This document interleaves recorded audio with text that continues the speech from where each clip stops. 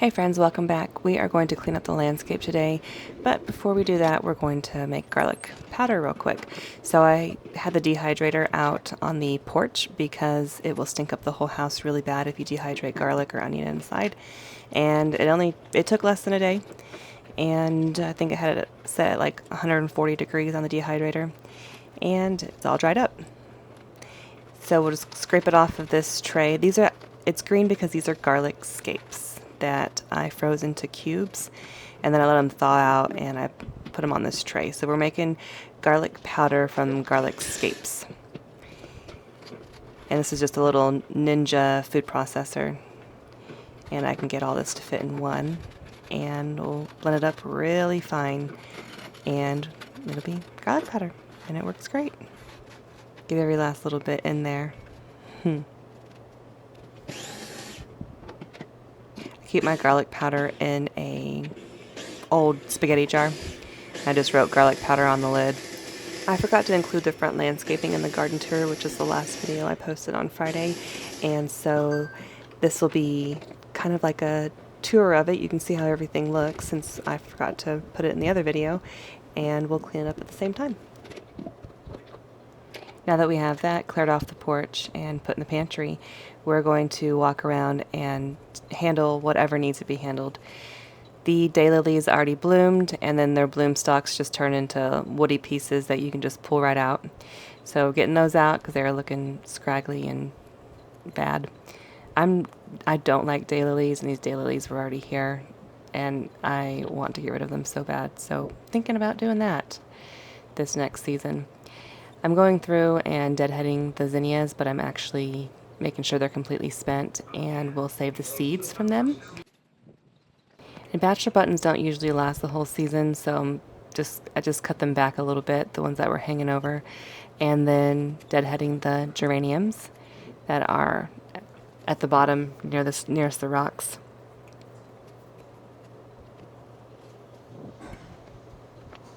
And then we have random weeds growing through that bush there. And the calendula never looks good the whole season. It's just spent. So I'm going to rip out those calendulas and anything that looks dead. I'd rather have it look bare than have dead stuff in there. And I accidentally pulled off a good geranium bloom head. So that's a bummer.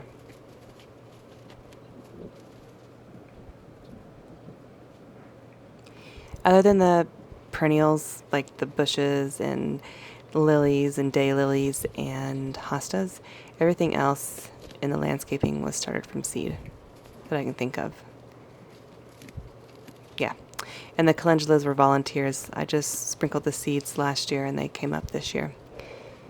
And then the zinnias we started together inside, and snapdragons and marigolds, Dusty Miller, petunias, everything you see here, alyssum, was started inside.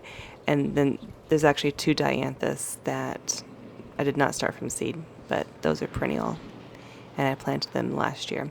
So we're going to switch gears and harvest the calendula flowers. You can use calendula flowers in different kinds of things. They're good for your skin. Calendula has medicinal uses, and one thing I've done with it is soaked it in vinegar for a few months and then use it as a hair rinse, and it's supposed to be really good for your hair and make it softer. I need to do that again and compare, because I do use vinegar in my hair as a rinse with my conditioner every time, and that's really cut down on the frizz in my hair, and it's good for your scalp to use vinegar. And it's kind of tamed my hair, because my hair is actually really thick and bushy and frizzy and untamed, but since I started using vinegar in my hair, it has become more manageable and like not frizzy, kind of just, I don't know, curls better, not as crazy. Anyways, so I need to do that again where I try it with calendula and see if I can see an even bigger difference, because I can't remember with comparing the two. And you can do like calendula salves, I think, with tallow or lard and other things, and I don't know. There's a lot of things you can do with calendula. Something I want to look into. So we're just gonna stick these calendula flowers into the freezer until I know what all I want to do with them. But I got to harvest them while they are here. So we are in this other part of the landscaping near the front door where the cosmos are just falling over. I think they were leaning to the sun like the lilies like to, because this is a more shaded area. And I'm just coming to terms with the fact that I can't grow a lot of things up in this area. They don't that want full sun. Anything that can handle part shade will do fine back here. These calendulas obviously thrive. You can see how many there are. And so stuff like that. Calendula is so easy to grow, but they're not pretty for very long. And I don't know. I know begonias can do shade. I just have to decide what I want to do with this area. I know hostas prefer shade, and I'm actually thinking about digging up all the hostas and transferring them over there and just having that be like a hosta and daylily bed. Get those daylilies out from the walkway part, 'cause I just don't like them there. I don't like daylilies at all, but I don't want to just waste them.